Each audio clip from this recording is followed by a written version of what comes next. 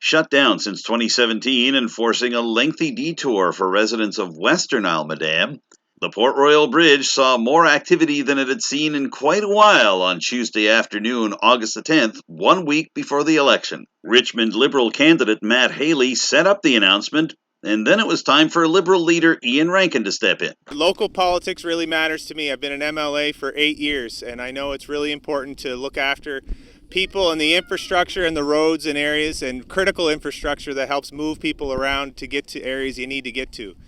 In this case, the Janvrin Island, St. Mary's and Port Royal, needing to get to the West Ayrshire area, a major highway, the Highway 206.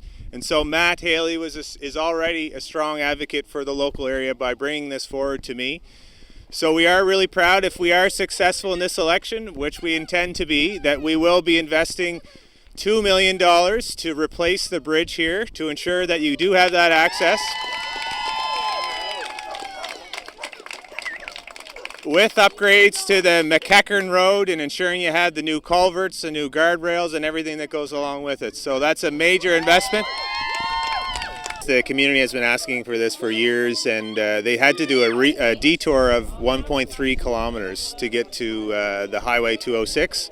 For me, it's a fairness issue when this was brought to me, looking at how there's so many residents that need to get to that highway from Port Royal and the island. So that was important for us to make that commitment, and we stand by it. Following Rankin's official announcement, Haley gave special acknowledgement to area resident Lakin Delorey, who challenged the individual candidates both in real time and on Facebook to do something about the bridge. I want to shout out to Lakin.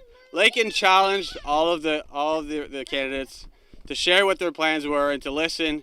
And after speaking to Lakin, I made it a point every house I went to just kind of drill down on what the local issues were, and across the board, everywhere in the area here, and West Ayrshire and Port Royal, St. Mary's, James Island, also across Almadam and into the mainland of Richmond County. This has been a priority. Everyone recognizes that it's very important infrastructure, that we need it.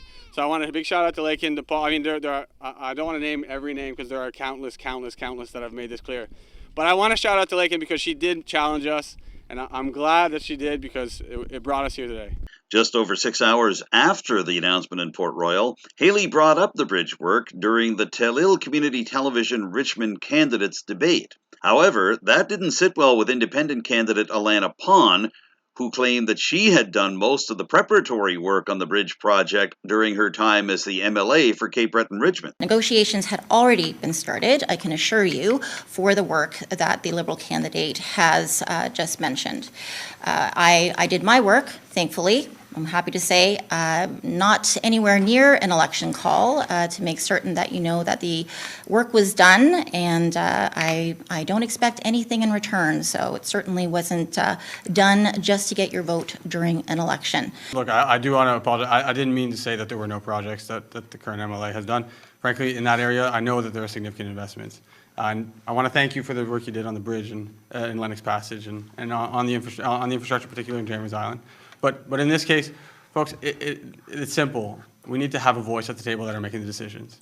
If a Liberal government is formed and we have a voice at the table, we can get your issues, the ones I've heard at the door.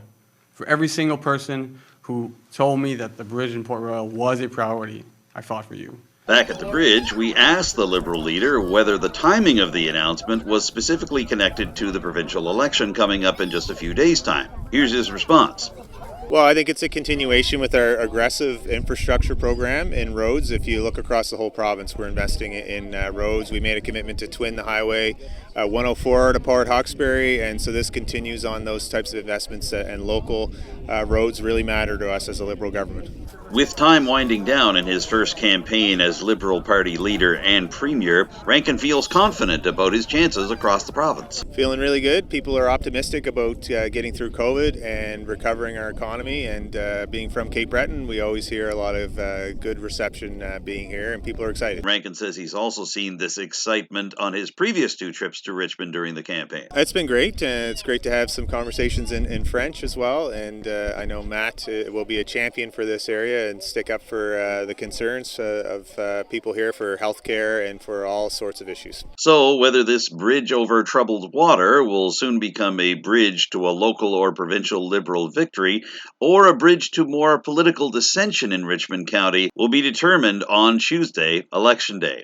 In the meantime, residents of Port Royal, St. Mary's, and Janvrin's Island are simply hoping that their 4 years of detours and difficulties connected to McEachern Road are finally coming to an end. In Port Royal for Telile 24/7, I'm Adam Cook.